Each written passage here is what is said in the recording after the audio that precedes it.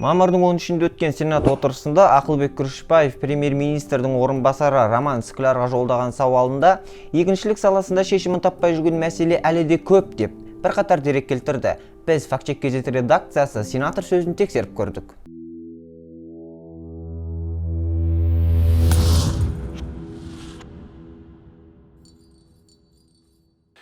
Мәселен, еліміздегі басты дақылымыз жаздық бидайдың орташа түсімі шамамен 1 гектардан 12 центнер болса, бізге ұқсас климаттық жағдайдағы Канада 27 центнер өнім алады.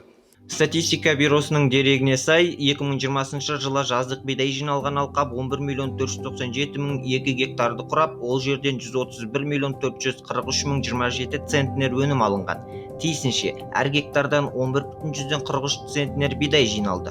Канада сол уақытта 7 миллион 254 мың 475 гектардан 251 миллион 620 мың центнер жаздық бидай алған. Бұл әр гектардан 34 центнер өнім. Депутат айтқан деректен де көп. Соңғы 15 жылда Қазақстанда астық өнімділігі орта есеппен 15%-ға өссе, біздің басты сауда бәсекелестеріміз Ресей, Канада және Австралияда 30-40 есе өскен.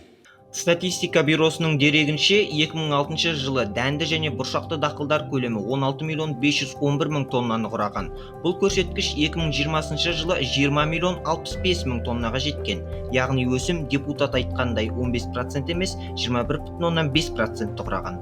Басқа елдер туралы айтқанда Күрішбаев қандай деректерге сүйенгені бізге беймәлім. Бірақ әр елдің астыққа қатысты өнімі мен статистика жүргізу тәсілі өзгеше екенін ескере отырып, мәлімдемесін үкімсіз қалдырдық. Дегенмен Біріккен ұлттар ұйымының бірыңғай фаустат жүйесіндегі 2005-2019 жылдар аралығындағы бидай көрсеткішін сараласақ, келесідей болады. Канадада өсім 22%, Австралияда 3%, Ресейде 40%-ге жеткен. Бүгінде біз сорттар мен гибридтердің шамамен 70%-ын, тіпті бірқатар дақылдардың 100%-ын шетелден алатындай мүшкіл халге жеттік.